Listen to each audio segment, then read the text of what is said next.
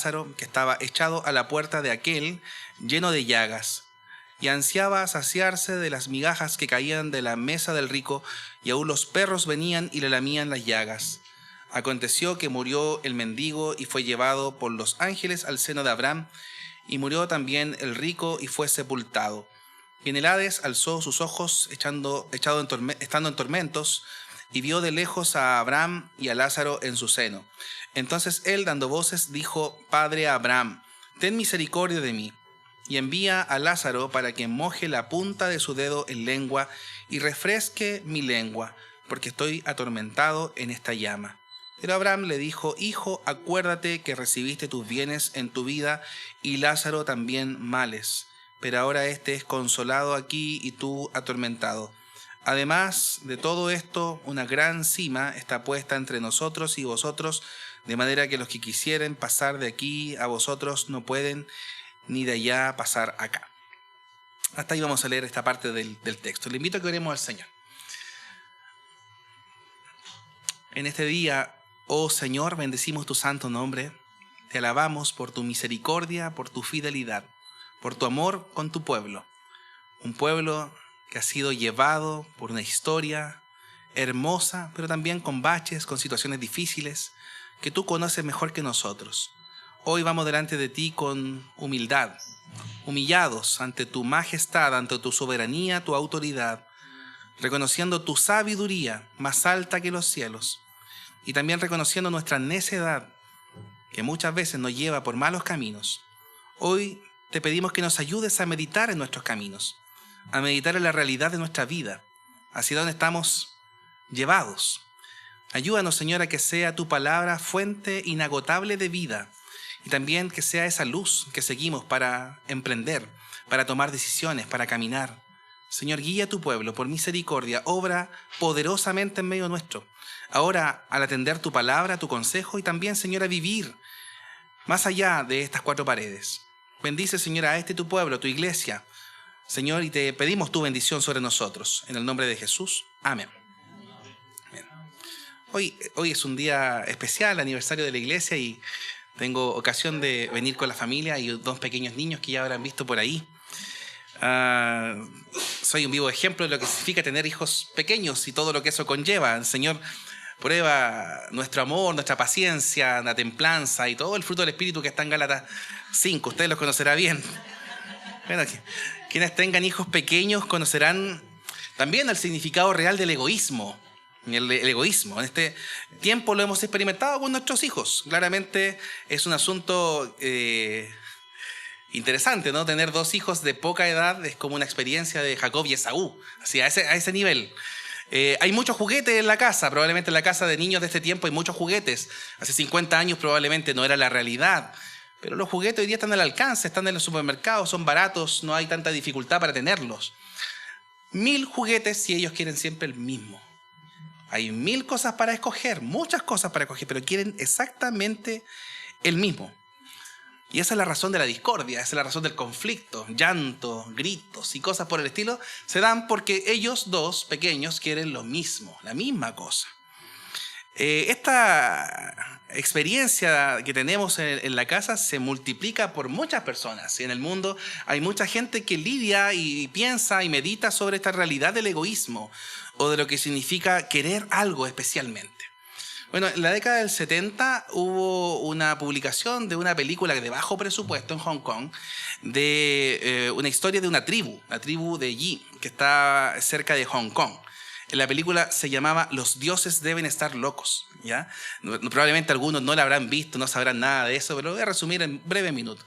Un hombre, estando en un avión, lanza una botella de Coca-Cola de vidrio al vacío, ¿cierto? Y cae en medio de una tribu que no conocían muchos conflictos, no habían normado su vida, no habían temas que tienen que ver con justicia. Eran pocos, pero se amaban, se querían, se respetaban. Estaban alejados de la realidad civilizada y no habían cosas duras. Era un pueblo que vivía lejos de las piedras. Lo más duro que había eran los huesos de animales. Hasta que llega esta cosa del cielo que lanzan los dioses. Un hombre en un avión la lanza, una botella de Coca-Cola. Bueno, eso que parecía interesante porque era un vidrio transparente, llamativo, comenzó a ser la razón de la discordia de la tribu. Ahora ya se había convertido en algo que todos deseaban, todos querían. Antes tenían todos alcance a la comida, habían cosas en común, lo pasaban bien, pero de un momento a otro todos querían ese regalo entregado por los dioses. Hasta que peleaban los niños, peleaban los adultos, con eso intentaban romper las cosas y comenzó a hacer esta señal de discordia. Hasta que el jefe de la tribu dijo, no, los dioses deben estar locos, así que lanzó esta cosa maligna, que le llamaban ellos, hacia el cielo a ver si se dignaban quedársela los dioses arriba. Y no hace otra cosa que caer justamente en la cabeza de un niño y le rompe la cabeza a ese pequeño. Dice, ¿cómo es posible que los dioses nos castiguen con esto? Porque en realidad ya ni siquiera reciben esta cosa maligna y nos trae tal daño a nuestro pueblo. En fin, la historia sigue su círculo, hasta que el líder de la tribu tiene que atravesar una serie de inconvenientes para lanzarlo al vacío, al final del mundo. Un vacío, un lugar de un peñasco. Parte de esta historia nos representa lo que significa esas cosas malignas, cosas que a la gente le envuelve discordia. Y eso es literalmente para muchas personas de hoy día el amor al dinero. Se traduce en amor al poder, se traduce en el amor a otras muchas cosas, pero en particular el amor al dinero. Y aquí tenemos un relato maravilloso de lo que significa ser rico y pobre, el rico y Lázaro. Hay un erudito muy interesante, muy importante en la teología, como George Ladd, que hace un comentario al Nuevo Testamento y en relación con esta parábola, dice que a menudo se ha creído este relato como un pasaje didáctico que enseña explícitamente la situación de los muertos, o sea, a dónde van los muertos después de esta vida. Sin embargo, no está tan claro, dice, porque si este es un texto didáctico, propone algo contrario al resto de las enseñanzas del Señor Jesús, a saber que la riqueza podría merecer el Hades y la pobreza la recompensa por ser del paraíso. Y justamente eso no es lo que el texto nos quiere decir. Una lectura anticipada podría hacernos creer que los ricos se van al infierno y los pobres se van al cielo. La parábola tampoco es un comentario sobre el contexto social de la época, ni tampoco pretende proporcionar determinadas enseñanzas absolutas sobre la vida después de la muerte o el más allá. No se trata de un relato sobre el rico y Lázaro, sino también de estos 5 hermanos que siguen la historia después. Jesús utilizó un determinado material de su época para enseñar que si las personas no escuchan la palabra del Señor, ni siquiera un milagro como la resurrección va a poder convencerles. Y aunque un ángel venga de aquí para allá, va a poder llamarles la atención. Esta historia tiene para nosotros, amados hermanos, lecciones importantes, extraordinarias y absolutamente atingentes para nuestra realidad. Muchos conocen algo de esta narración, pero nunca consideran la manera de aplicarla a nuestra propia vida.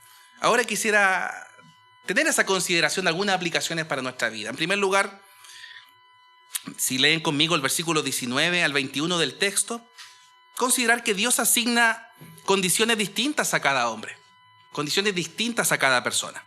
Dice el versículo 19 al 21, había un hombre rico que se vestía de púrpura y de lino fino y hacía cada día banquete con esplendidez. Y había también un mendigo llamado Lázaro que estaba echado a la puerta de aquel lleno de llagas y ansiaba saciarse de las migajas que caían de la mesa del rico, y aún los perros venían y le lamían las llagas. En primer lugar, quiero referirme al contraste entre estos dos hombres, un hombre mendigo, un hombre rico. El Señor Jesús habla del hombre rico y del mendigo. El uno posee muchos de los bienes de este mundo y el otro nada tiene. Ambos son hijos de Adán, ambos pertenecen a la familia humana, ambos viven en un país bajo un mismo gobierno. Sin embargo, hermanos, ¿cuán distintas son las condiciones de estos dos? Debemos tener cuidado ahí de no malinterpretar esta historia. Los ricos no siempre son malos y los pobres buenos. No siempre los ricos son los malos de la película y los buenos de la película. No es un pecado ser rico, ni tampoco es un pecado ser pobre. El Señor Jesús no alaba ni condena la condición de ninguno de los dos. Simplemente describe las cosas tal como son en este mundo y tal como se puede esperar que sean las cosas de este mundo. Hermanos, hasta que el pecado sea eliminado, hasta que el Señor venga y los corazones de los hombres sean hechos buenos y santos, nunca podrá existir la felicidad universal ni esa ansiada igualdad. Hermano, ningún gobierno, ningún sistema político o de educación, ningún partido político, pese a que tenga las agallas para querer convencer a todo el mundo de su realidad, va a poder lograr ese ideal. Esto no significa que no deberíamos tratar de ayudar a los pobres o que no deberíamos hacer nada para cambiar las cosas, sino más bien debemos entender que hasta que el Señor venga otra vez, siempre habrá ricos y pobres. Y debemos ocuparnos de esos pobres y de esos ricos. Esto, en primer lugar, no implica resignación. No es decir, bueno, la Biblia dice que hay ricos y pobres y que, bueno, que se lamenten los pobres y que gocen los ricos. Tampoco implica indolencia, como que si fuese algo extraordinario que el pobre sea pobre y me alegro con su pobreza porque el Señor se glorifica en esa pobreza. El Señor nos llama a producir, el Señor nos llama a trabajar. Eso es propio de la ética calvinista y somos una iglesia reformada, por tanto debemos ocuparnos del trabajo. 6 días trabajará, dice el Señor, el séptimo de reposo. Pero hay quienes creen que son 6 días de reposo y el séptimo siguen descansando. En la lápida dice y sigue descansando, ¿no? Sin embargo, la ética calvinista es lo contrario. La ética protestante, antes que ese espíritu del capitalismo, como lo planteaba ahí Weber, tiene que ver justamente con el trabajo.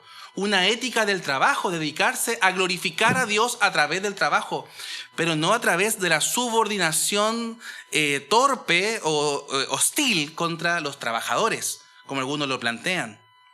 Amar al pecador significa amar a ricos y a pobres.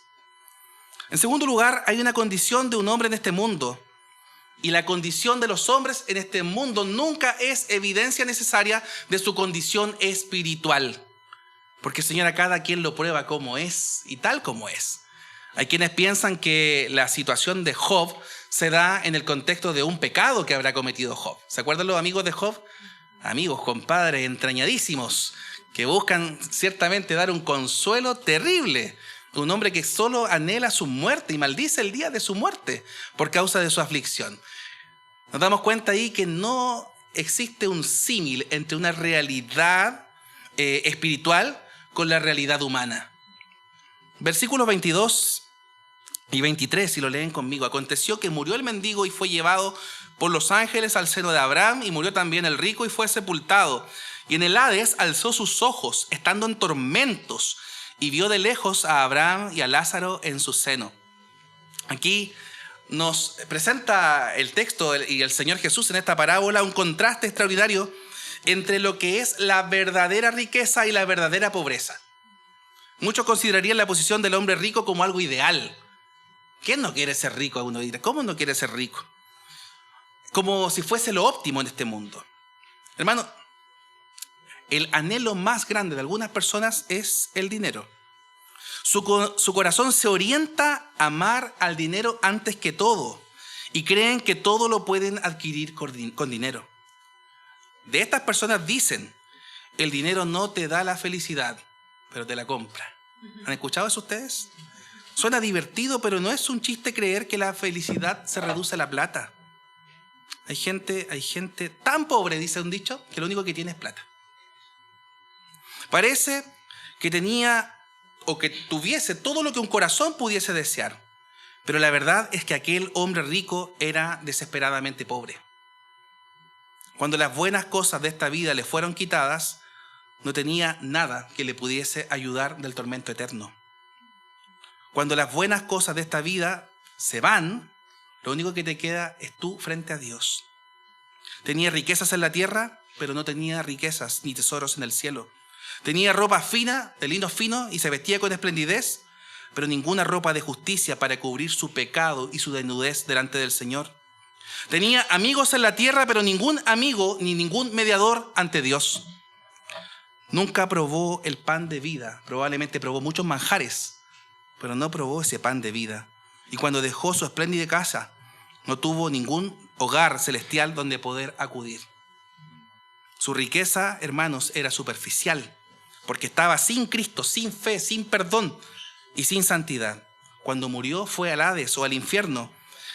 En verdad, este hombre rico que aparentemente era rico, era verdaderamente pobre. Pero tenemos a otro hombre, un mendigo, Lázaro, que dice el texto que nada tenía en este mundo.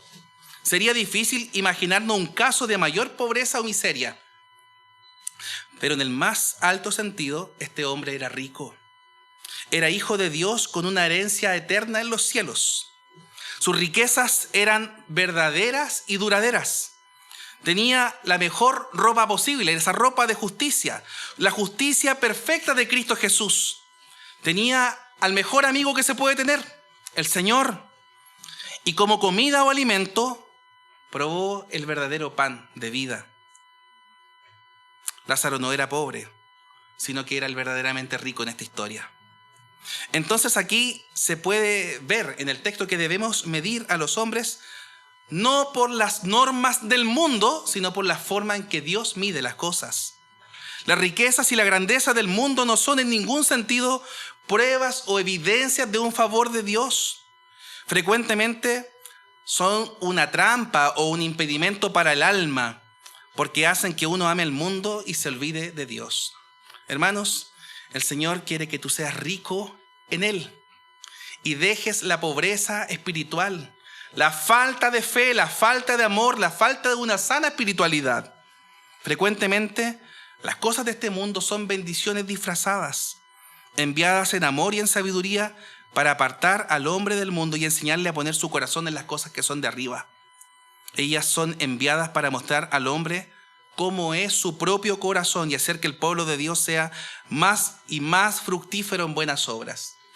Probablemente ustedes hayan sido probados en esta área. Yo lo he sido probado. Y se dará cuenta que no hay cosa peor que el amor al dinero o creer que en el dinero está la solución a nuestros problemas.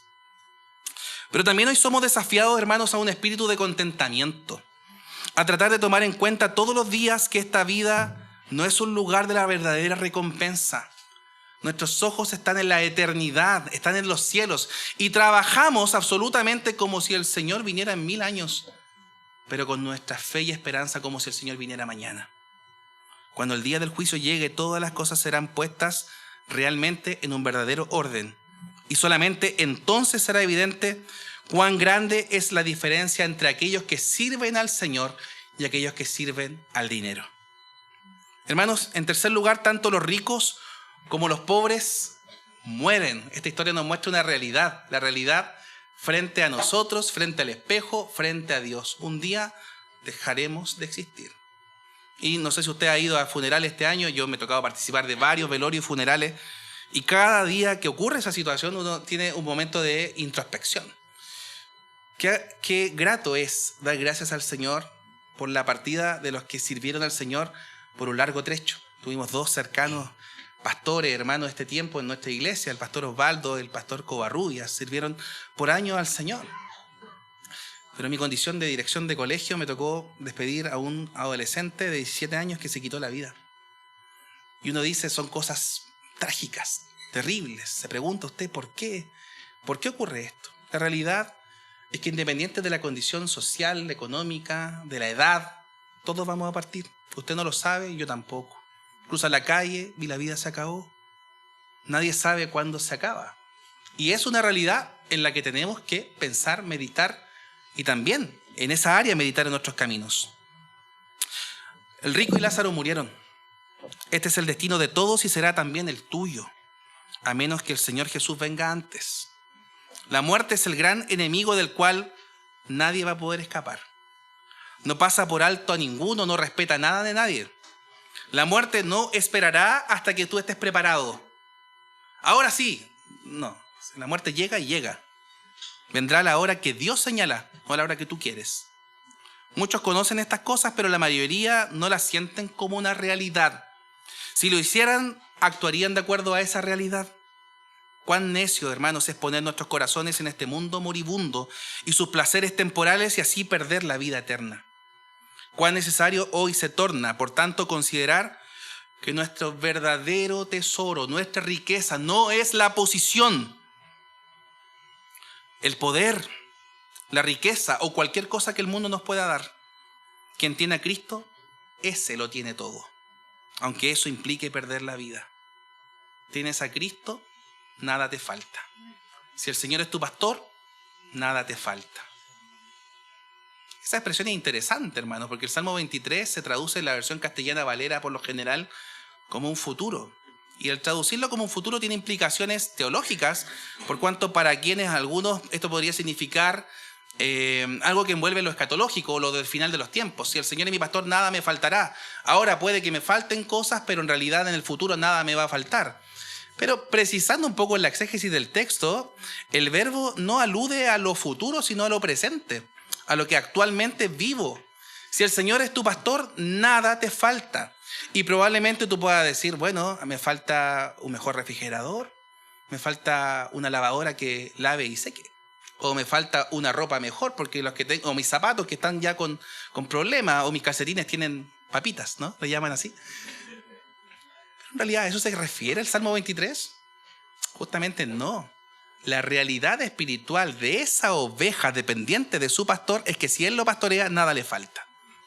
Y el fondo de esa expresión que utiliza el salmista no está solo en lo escatológico, esta de permanecer en la presencia del Señor todos los días de la vida.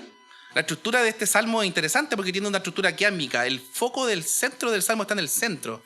Y justamente esta expresión que utiliza ahí el salmista, porque tú estarás o estás conmigo. Hermano, si el Señor está contigo, nada te falta. Si el Señor está contigo, no necesitas nada. Si el Señor es tu pastor, no hay aspecto de la realidad humana que deba tomar posesión de tu corazón. Si nuestro corazón le pertenece al Señor, estamos completos. La idea en el texto es que seamos perfectos y cabales. O como dice el Señor, quien tiene al Señor, quien se deja pastorear por esos verdes pastos que están en la Escritura, evidentemente está preparado para toda buena obra. O como dice Pablo a Timoteo, a fin de que el hombre de Dios sea perfecto. ¿Quieres hallar perfección? ¿Quieres hallar plenitud de vida? Busca esos verdes pastos del Señor. Y si Él es tu pastor, nada te falta. Seguramente los amantes de la teología del Nuevo Testamento sabrán lo que voy a decir, pero es digno de considerar. El Señor Jesús dijo, porque el que quiera salvar su vida la perderá, y todo el que pierda su vida por causa de mí y del Evangelio la salvará. Ahora, más interesante es el hecho de que esta frase aparece textualmente en los 4 evangelios. Quien quiere ganar su vida por causa de mí, la va a perder. Quien quiera hallar verdadero valor para su vida, busca al Señor Jesús. No debemos olvidar la esperanza que tenemos como hijos de Dios, como hijos del pacto. Aquí Pablo dijo en su carta a Colosenses, pero cuando esto incorruptible se haya vestido de incorrupción y esto mortal se haya vestido de inmortalidad, entonces se cumplirá la palabra escrita, devorada ha sido la muerte en victoria. ¿Dónde está, oh muerte, tu victoria? ¿Dónde, oh sepulcro, tu aguijón? El aguijón de la muerte es el pecado y el poder del pecado es la ley. Pero gracias sean dadas a Dios que nos da la victoria por medio de nuestro Señor Jesucristo. Si temes la muerte, confía en el Señor, porque tu vida es de Él. Pueblo de Dios, nuestra vida a Él le pertenece. Y absolutamente nada nos podrá separar del amor de Dios que es en Cristo Jesús. Por eso lo cantábamos recién, cuán precioso, valioso soy para Él, ¿cierto? Que por mí murió. Una cuarta implicación de este texto es que el alma de los creyentes, de los hijos del Señor, es muy preciosa a sus ojos. Es de gran valor, de gran estima. Cuán precioso es. Este hombre rico fue muerto y fue sepultado. El texto no da cuenta de cómo fue ese velorio. No sabemos cuántos días duró, si mataron una vaca, un toro. No sabemos, el texto no dice nada. Probablemente le hicieron un espléndido funeral, el mejor ataúd. Pero la próxima cosa que leemos es que enseguida fue atormentado. No importa toda la esplendidez de esta tierra, si no tenía al Señor Jesús, inmediatamente es atormentado. Ciertamente Lázaro, muy seguro en su pobreza como mendigo, no tuvo ningún funeral espléndido, pero fue llevado por los ángeles a un lugar de descanso, expresamente como hijo de Abraham, ahí en el seno de Abraham. Esta parte de la historia nos ayuda a entender la relación entre los creyentes y su Padre, el Señor. Nos muestra un poco del cuidado que Dios tiene de los más pequeños e insignificantes de sus discípulos. Aunque algunos creamos que no tienen gran valor delante del Señor, son preciosos. Sus vidas son preciosas. Esto es lo que manifiesta el salmista, ¿no? El Salmo 116, cuán preciosa es a los ojos del Señor la muerte. Y en este sentido se refiere a la vida de sus santos. Hermanos, nosotros no dimensionamos el pleno alcance de nuestros privilegios y posesiones en el Señor. Él nos dio y nos vistió de justicia. Pueblo de Dios, nosotros le pertenecemos a Él. ¿Qué de eso se nos olvida? Cuando el apóstol Pedro declara que nosotros somos linaje escogido, real sacerdocio, nación santa y pueblo adquirido por Dios, nos demuestra que somos de Él, que le pertenecemos a Él, que Él ha hecho su obra en nosotros con un propósito, la gloria de Él. Esto es interesante porque tiene implicaciones misiológicas o misionales. Aquí el texto expresamente de la continuación de esa definición de Pedro es para anunciar las virtudes de aquel que nos llamó de las tinieblas a su luz admirable. El Señor quiere que esas vidas preciosas que le pertenecen a Él anuncien, testimonien, publiquen, proclamen su nombre. Somos llamados a la misión. Somos llamados a involucrarnos con ese Dios misionero. La realidad del Dios que nos llama a testificar de Él, a anunciar su palabra. Hay una definición bastante interesante que el ser llamados a ser discípulos no tiene su fundamento tan claro en este llamado de la Gran Comisión de Mateo 28, 18 al 20. Ustedes lo conocen, ¿no? Y de hacer discípulos. Hay varios eruditos de misiones que consideran que la principal fundamentación de la misión se encuentra en que Dios mismo es el misionero. Jesús dice en Lucas, en Juan, así como el Padre me envía a mí, yo les envío a ustedes. En Dios somos, por tanto, enviados. Pablo culmina el capítulo 8 de Romanos recordando esta esperanza eterna del cristiano. Antes de todas estas cosas, pueblo de Dios, somos más que vencedores por medio de aquel que nos amó, por lo cual estoy seguro de que ni la muerte ni la vida, ni ángeles ni principados ni potestades, ni lo presente ni lo porvenir, ni lo alto ni lo profundo, ni ninguna otra cosa creada nos podrá separar del amor de Dios en Cristo Jesús. La última profecía de la Biblia en Apocalipsis se estampa 21:4 de Apocalipsis, ya no habrá muerte. La muerte, que ha sido una compañera inseparable desde Adán hasta hoy, desde que Adán pecó hasta hoy, y ha sido la más terrible experiencia de todas, hermanos, un día dejará de existir. Ya no atacará más, ya no va a morder más, ni volverá a destruir felicidades, ilusiones, ni tampoco a provocar dolores y lágrimas. Hermanos, solo el Señor Jesús, el Señor que ha sido resucitado, el Dios viviente, tiene el verdadero y absoluto poder sobre la muerte y el sepulcro. Solo Cristo tiene vida eterna para darnos a nosotros. Esa es la esperanza de quienes tienen vida eterna. Esa es la esperanza de aquellos que tienen una vida preciosa que le pertenecemos al Señor. Finalmente, el egoísmo es un enemigo peligroso que va a arruinar el alma. Quisiera que lean conmigo versículos 25 y 26. Pero Abraham le dijo, hijo, acuérdate que recibiste tus bienes en tu vida y Lázaro también males, pero ahora este es consolado aquí y tú atormentado. Además de todo esto, una gran cima está puesta entre nosotros y vosotros, de manera que los que quisieren pasar de aquí a vosotros no pueden ni de allá pasar acá. Hay un pecado peligroso, terrible, y este pecado se llama egoísmo. No hay nada abiertamente pecaminoso acerca de la vida externa de un hombre rico. No era un asesino, este hombre no era un ladrón, no era adúltero ni mentiroso.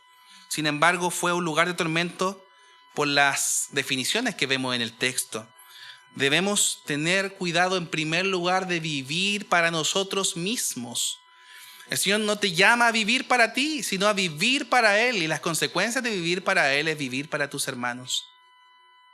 No es suficiente decir, vivo correctamente, cumplo con mis deberes, como el joven rico, voy a la iglesia, pago mis diezmos, no tengo ninguna deuda con nada ni con nadie. La pregunta es si usted está viviendo para sí mismo o para el Señor. ¿Cuál es tu propósito en esta vida? ¿A qué te llamó el Señor? ¿Puedes decir que ya no vives para ti mismo? ¿Puedes decir hoy que vives para aquel que te amó? Dice el apóstol Pablo, por todos murió el Señor, para que los que viven ya no vivan para sí, sino para aquel que murió y resucitó por ellos. Debemos aprender, hermanos, el peligro de no hacer lo que deberíamos también hacer, porque hay algunos que dicen no hago nada malo, pero tampoco hacen lo que tienen que hacer. Este pecado de omisión. Muchos dedican sus vidas a la búsqueda de riquezas. Sin embargo, las riquezas traen un gran peligro espiritual. Los envuelve. Tienden a endurecer el alma, a cerrar los ojos a las cosas espirituales y ayudan esas riquezas a veces a olvidarse del Señor. Debemos aprender entonces acerca de ese peligro. Para meditar, para vivir, para culminar esta predicación. Como el salmista decía, Señor, sondéame, examinemos nuestro corazón. Piensa en su propio corazón. ¿Qué valor le está dando a las cosas de este mundo? ¿Están tomando la primacía en tu corazón? ¿Quién está entronizado ahí? ¿El trono de tu corazón lo está ocupando el Señor? ¿O lo está ocupando tú mismo? ¿Quién es el dueño de tu corazón? ¿El amor de tu vida?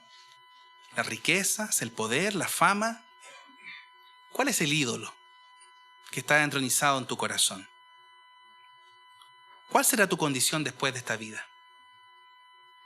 Hoy puedes acudir a Cristo Jesús en oración. Dice Isaías 55, buscad al Señor mientras pueda ser hallado. Y este es un llamado, porque Él recibe a los pecadores. Un día será demasiado tarde, como lo descubrió este joven rico.